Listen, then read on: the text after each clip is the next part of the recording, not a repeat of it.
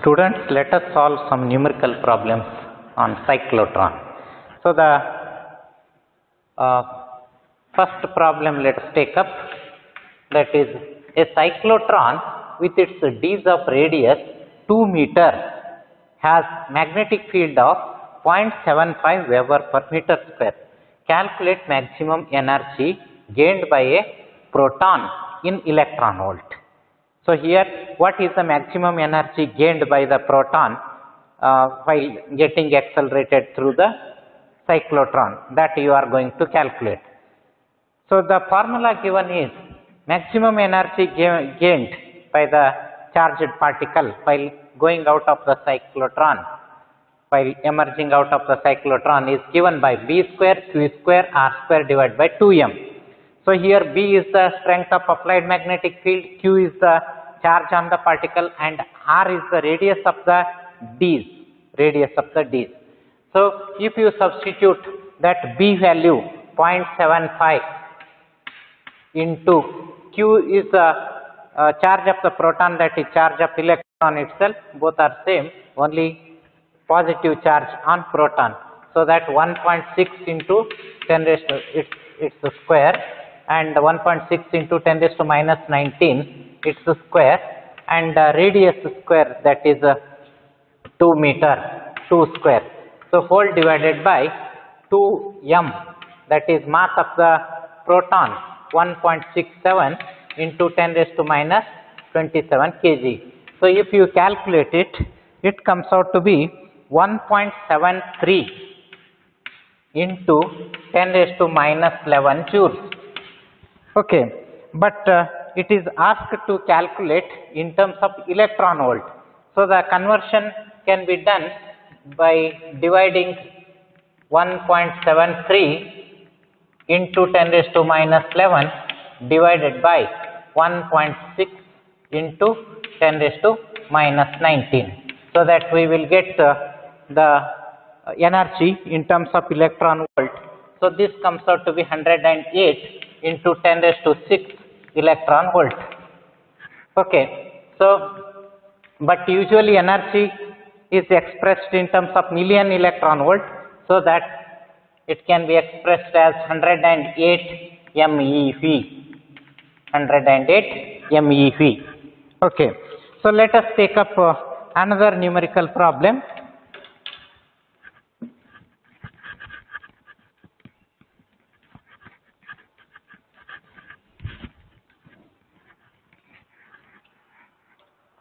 Here, second problem is protons are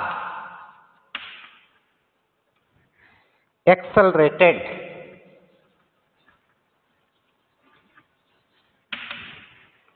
in a cyclotron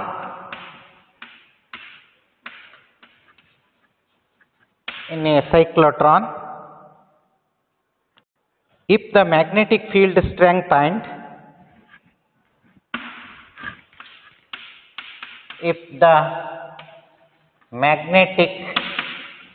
field strength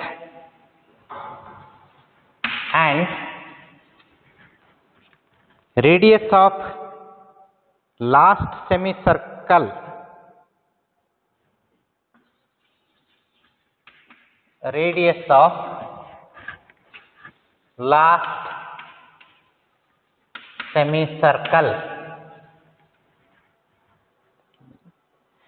are 1.3 Weber per meter square and 0.5 meter respectively.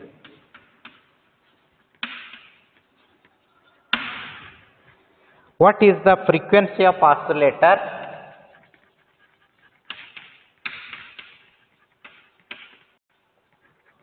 What is the frequency of oscillator?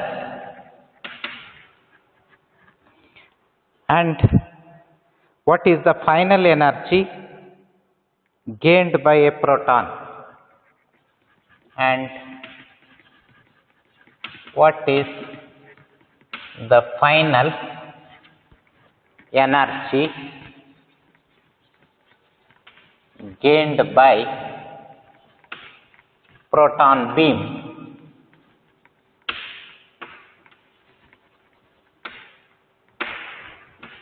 so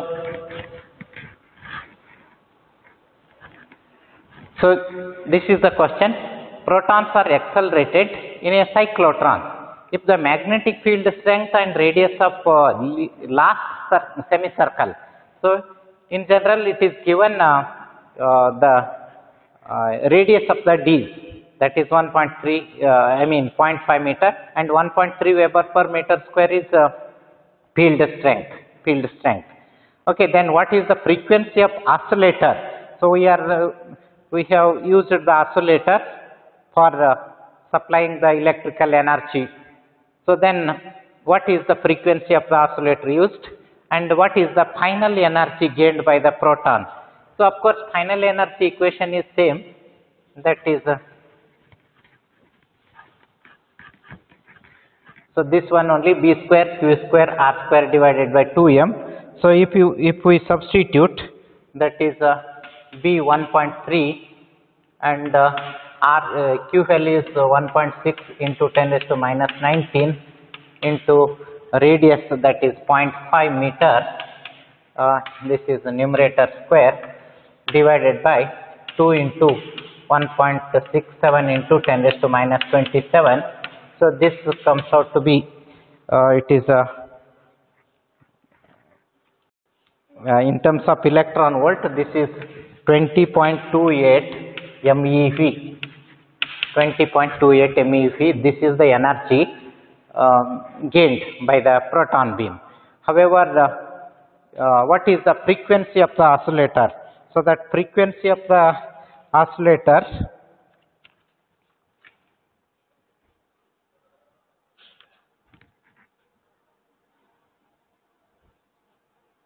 it is given by BQ upon 2 pi m.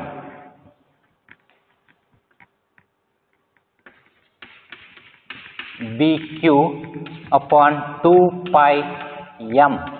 So here B is 1.3 and Q is 1.6 into 10 raised to minus 19 and divided by 2 pi into m, 1.67 into 10 raised to minus 27.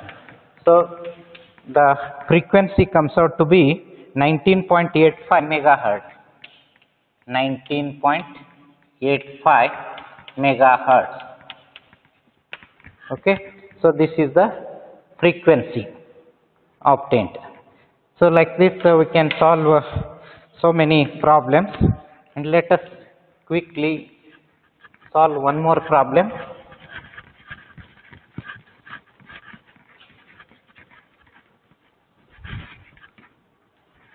Okay, third one is a magnetic field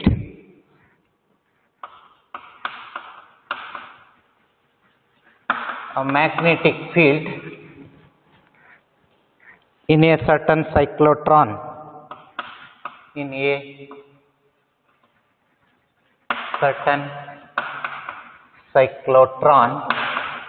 is 0.9 Weber per meter square if protons are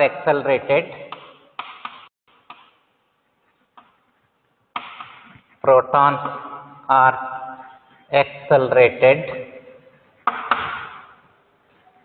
with an energy of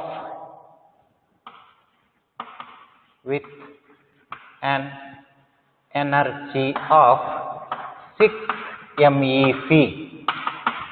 MeV. Calculate frequency of oscillator. Calculate frequency of oscillator and radius of last semicircle and radius of last semicircle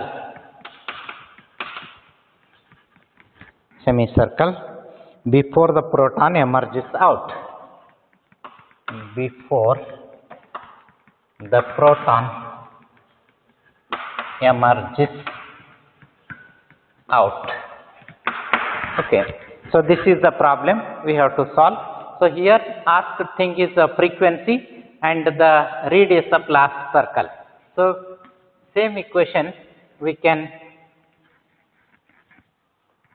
okay, so we can use like this, that is R is required, so that R square equal to 2m E maximum divided by B square Q square, B square Q square. So here mass of the proton is known and the maximum energy, that is 6 MeV, that is given, and B value magnetic field is 0.9 and Q value charge on the proton 1.6 into 10 raised to minus 19 coulomb. So if you substitute, you will get, if you take the square root of this, then R value comes out to be 0.39 meter, 0.39 meter. Okay, and similarly frequency is asked, so that frequency of the oscillator is given by the same formula, that is BQ divided by 2 pi m. B is given and Q charge is known 1.6 into 10 raised to minus 19 coulomb. So if you substitute m mass of the proton, then you will calculate, you will get the frequency of the oscillator 13.72 megahertz. 13.72 megahertz. Like that, so many problems can be solved on cyclotron.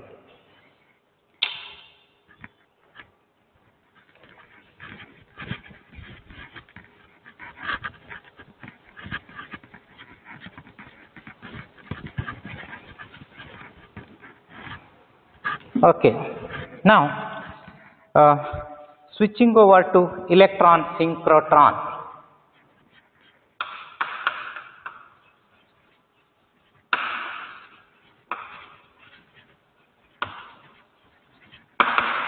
Electron synchrotron.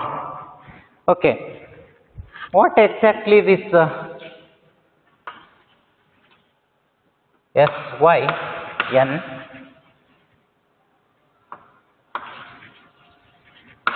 okay, so what exactly this electron synchrotron means? Electrons are getting accelerated in this case, and synchrotron in the sense there is the synchronization of the frequency of the oscillator with the rotational frequency of the particle. So in the in case of cyclotron, you have noted that resonance occurs between F RF and F rotation. So rotation, F rotation in the sense frequency of rotation of the particles, charged particles. F RF is nothing but frequency of the applied radio frequency AC. Okay, AC signal.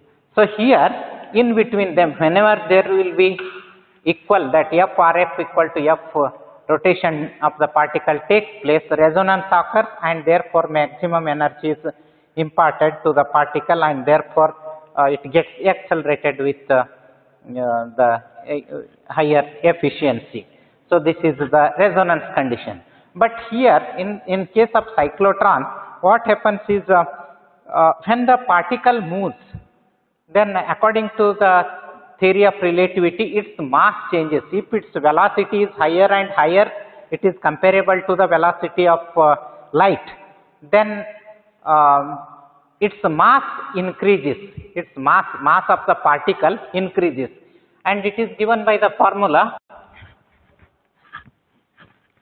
It is given by the formula, that is m equal to m naught divided by 1 minus v square upon c square. So from this equation it is clear that as v is greater, it is increasing, but it never be more than c. So that if v is increasing, then here that this factor square root of 1 minus v square by c square. So here it is always less than 1 only, and if denominator increases this thing phi increases, then subtraction from 1 decreases. So if the denominator decreases, then m increases. So in the sense, according to this relation, it is clear that if the particle is moving with higher velocity compared to the velocity of light, its mass increases with respect to its velocity. Its mass increases. This increase of mass is not accounted in case of cyclotron, and therefore whenever increase in mass occurs, the resonance, whatever we had written, FRF equal to F rotation. So this is no longer valid. This is no longer valid when mass increases. Okay. Therefore, in order to compensate this, there must be certain means, and that has been taken care in case of synchrotron, in case of electron synchrotron. Okay. So now how it has been taken care, let us see. Okay. So in the earlier case, in case of cyclotron, uniform magnetic field in one direction was applied in order to make the particle to rotate in circular orbits. So that was taken care, and in order to accelerate the particle, both the D's were connected to RF source, that is high frequency source, so that continuously, because of variation in the frequency, the alteration of the polarity of AC, the particle got accelerated and followed the circular path because of the perpendicular magnetic field. But here, that whatever magnetic field is applied in the present case, that is not kept constant, but continuously it is changed. Continuously polarity is changed. So it means that with the RF frequency, magnetic field direction is also changed. In the earlier case, in case of cyclotron, the particle followed the spiral path because continuously its velocity increased. It followed the spiral path. But in case of synchrotron, it is made to follow compulsorily circular path only. Circular path only. This kind of circular path following is done by varying the direction of the magnetic field. So now let us see quickly electron synchrotron. Okay.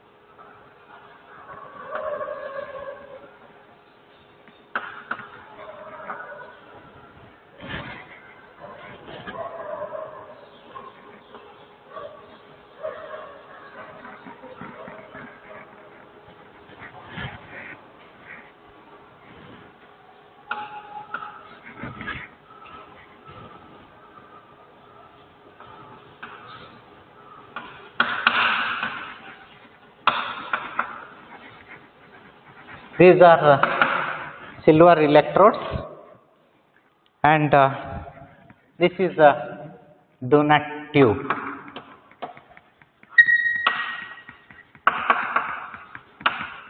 It's a vacuum tube. Okay. So now the particles are emitted by means of thermionic emission from this target material. This is the tungsten material, tungsten. Okay, so the particles are emitted and they will be made to rotate in this. Okay, here that is first by means of Betatron technique. So Betatron technique, in the sense, the magnetic field applied perpendicular to the plane of the Ds. So that magnetic field is varied continuously. Because of variation, the particle traces continuous circular path with constant radius. So instead of following the spiral path, it follows the continuous circular path with the constant radius. Okay, so in that way, first by that technique, electrons are getting accelerated, and the velocity of the particle is maintained to be of the order of 0.98 c. So velocity of the particle is obtained to be 0.98 c. Okay, once it is obtained, then frequency of rotation of the particle, that frequency of rotation of the particle is given by omega equal to Be upon m. Okay, so B is the magnetic field, E is the charge on the particle. Okay, so now m is mass of the particle. Here, as we had predicted in the earlier case, that there would be change in the mass. There would be change in the mass due to the relativity, that is relativistic change in mass. So then how can we account for that? Mass increases with velocity, because velocity is higher, it is comparable to velocity of light, that is c. So as m is increasing continuously because of its velocity, then B must increase in order to get uniform frequency, constant frequency, angular frequency. Okay, so that can be done by using the that can be compensated by accelerating the particle again and again by the application of RF magnetic field in this case. Because we are continuously changing the direction of the magnetic field by applying RF electric field, and therefore magnetic field, change in magnetic field in the sense that is also RF magnetic field. But we know that whenever there is a change in magnetic field, that causes the induction of EMF, electromagnetic induction takes place. Okay. In the same manner here, that changing magnetic field, it means increasing magnetic field, will induce an RF electric field. That RF electric field is between these two electrodes. So these two are the electrodes connected. So RF field is obtained here. RF electric field is obtained, and that is the induced field because of the RF magnetic field. Okay, and therefore whenever the particle is rotating, every time that it is passing through, it is like a C structure. So every time that particle passes through these two electrodes, so whenever it is passing through the electrodes, it is getting accelerated.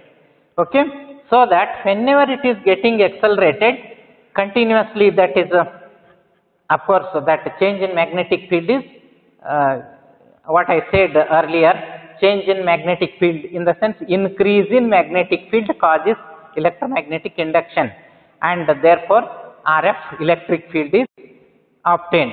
So through this RF electric field, the particle is moving and getting accelerated, and therefore its energy will not be reduced. It means that resonance is maintained, that is frequency of the oscillator FRF, that is nothing but frequency of the varying magnetic field. So that is equal to frequency of rotation of the particle. So this is maintained to be equality is maintained.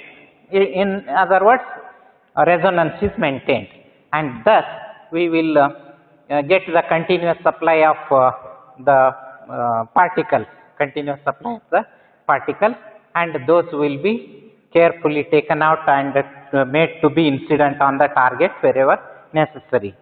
Maybe for research, experimentation, or any engineering applications, such particles, accelerated particles may be used. So this is regarding the functioning of the electron synchrotron. Okay, now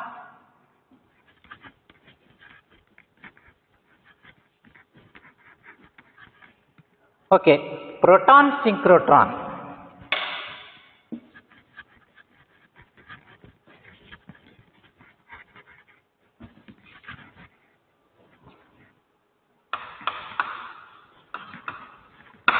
Proton synchrotron. So proton synchrotron construction is a bit different one compared to the electron synchrotron. Even though the functioning technique, principle, everything are same, the structure is bit different one.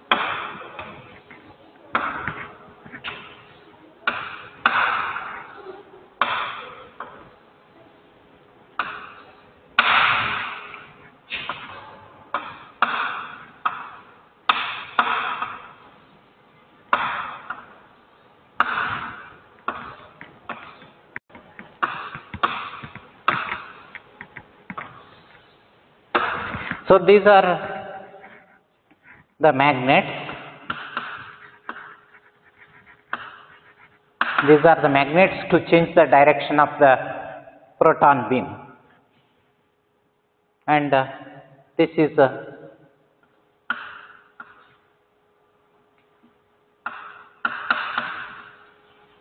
evacuated stainless steel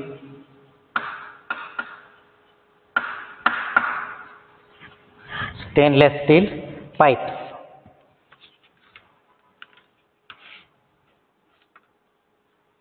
Okay.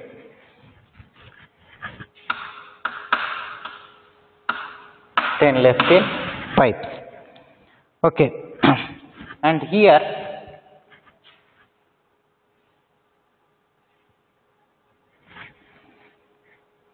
acceleration electrodes. These are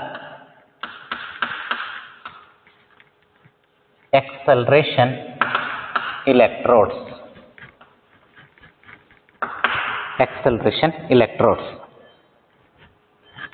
Okay. So here there is a injecting of proton beam.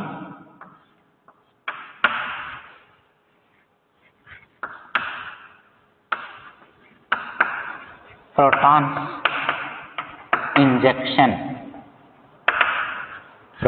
injection, and they will emerge out from here.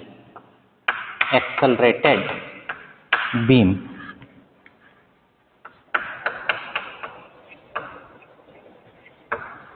Accelerated proton beam.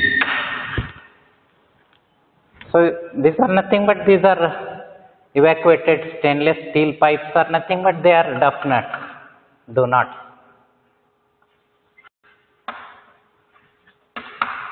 They are donuts. Okay. So this is the structure.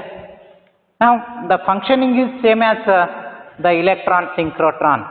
So here also whenever there is an injection of protons, there the high energy protons are introduced here, and at every instant there is a bending of the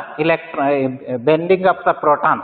So in order to bend the protons, magnetic field is required, and therefore these are the magnets. So these are the magnets, so through which proton is moving and it is tracing the path. So here also in every circle, it is maintained that it is allowed to pass through the acceleration electrodes, and therefore that acceleration of the particle is taking place, maintaining the resonance between the applied RF frequency and the frequency of rotation of the proton, Okay, so this is and finally that once accelerated protons are obtained, those are taken out from this opening and are made to be incident on the target material wherever it is necessary, maybe for research or for any kind of experimentation, and they may be required. So they are allowed to be incident suitably. So this is regarding the structure of proton synchrotron. Now let us have a look on the application part of the nuclear radiations. So of course we are familiar with the nuclear radiations, and all nuclear radiations are around us. Without them it is not, we cannot live in such a way. They have become very useful ones in day-to-day life. So what are the general applications, including the medical applications? Let us see now.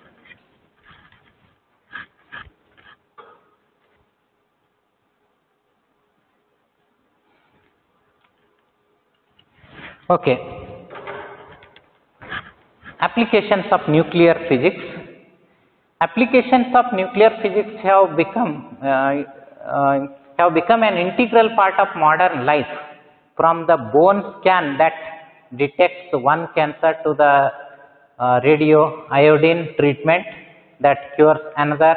Nuclear radiation has diagnostic and therapeutic effects on medicine.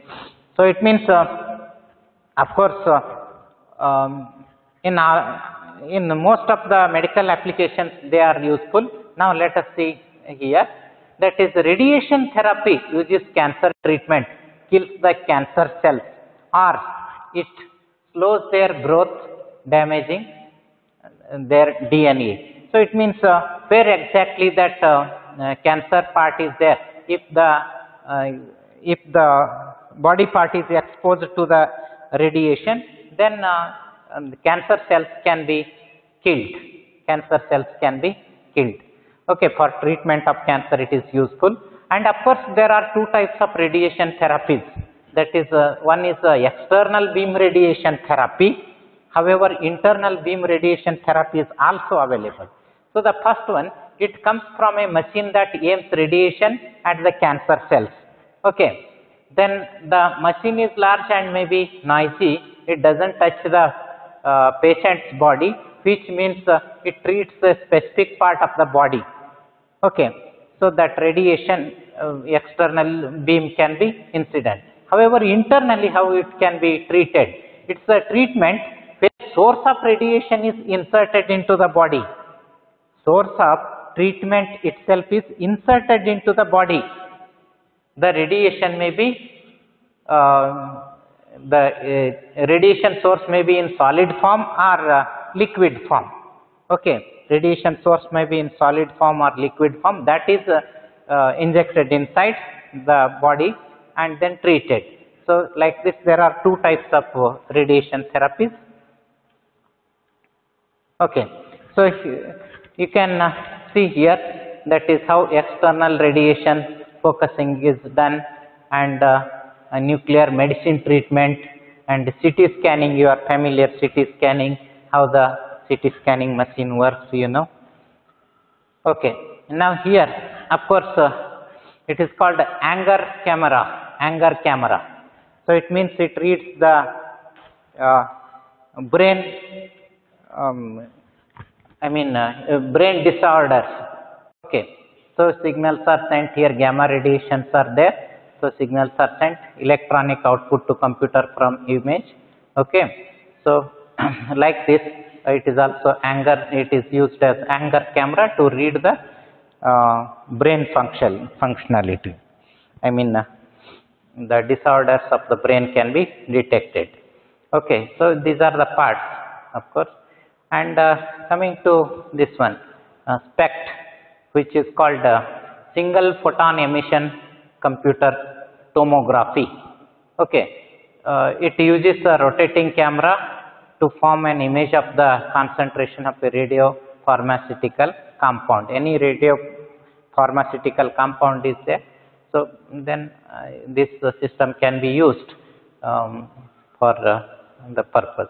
Okay, now here positron emission tomography, PET, which is known as PET.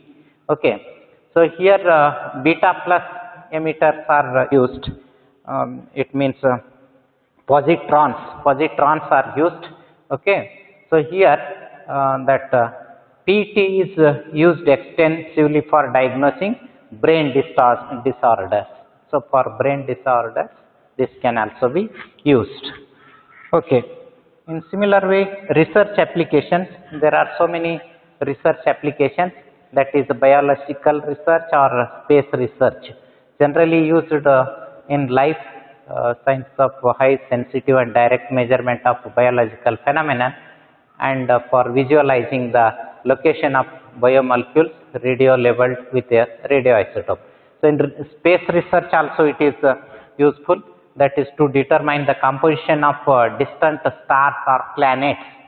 So radiation can be used, also used as a fuel to our spacecraft and supply electricity to satellites, so that are sent on mission to the space.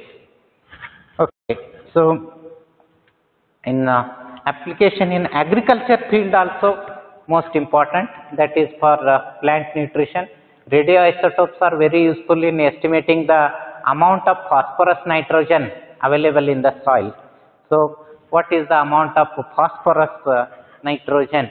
So that can be detected in the soil, which helps to determine the amount of phosphate and nitrogen fertilizers that should be applied to the soil. So in particular proportion only these components, that is phosphate and nitrogen, are to be supplied. So what is the content that can be detected by using the radiation? Then mutation, another major impact of radiation is agriculture. In agriculture is the utilization of radiation for introducing genetic alterations in order to improve crop varieties and mutation breeding. Okay, for the crop varieties and mutation breeding, and it is the most important one for genetic alterations. It is useful. Okay, then now that is observed in the figure, that is the transfer of radionuclides to the plant. So that is seen in this figure. And similarly industrial and manufacturing applications. So there are industrial applications to measure the thickness of paper products, fluid levels in oil and chemical tanks, and used at the construction site to check the moisture content and density of soil in the material, and used in checking flow of oil in sealed engines, and to record the formation depth within a borewell for oil, gas, mineral and water, also on geographical exploration. Okay, for these cases, for detecting the oil, gas, mineral and water, so within any borewell, so depth of these things can be detected using the radiation. And beta thickness detector. So it's a beta thickness detector. Here this is the so here detector is there. This is the material whose thickness is determined. Okay, so this is the system used in the industry. Okay, and also electric power generation purpose. For electric power generation purpose, of course, radiation is used, that we have discussed also in the very beginning, using the thermal power. So these are some of the applications, and all of us are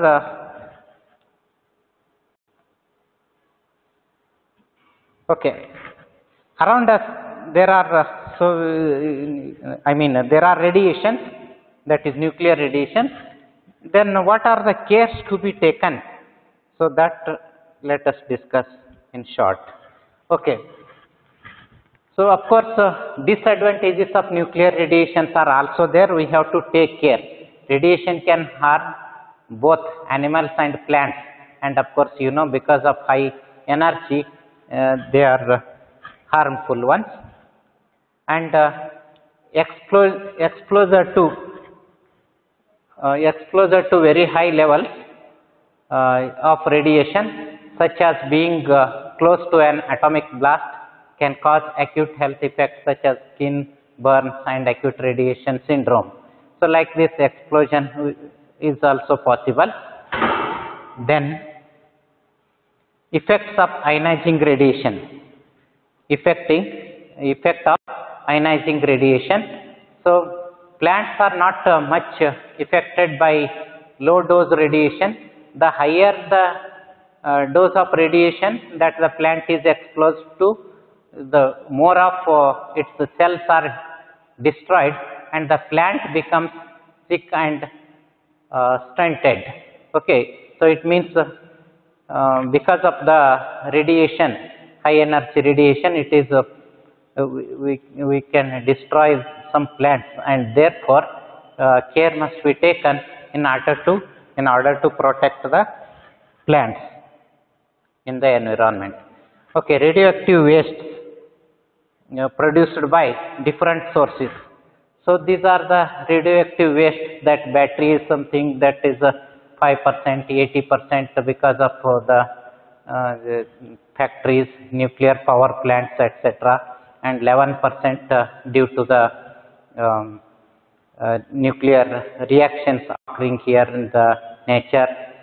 Okay, and because of industry also 4% contribution is there. So these are around us. We find that so many nuclear waste dumping into the environment. So then radiation protection. Then we have to protect ourselves and our environment, and therefore is also known as radiological protection. So some of the major principles of mitigating external radiation exposure is shielding. Okay, using absorber material such as plexiglass for beta particles and lead for X-rays and gamma rays is an effective way to reduce radiation exposure. Okay.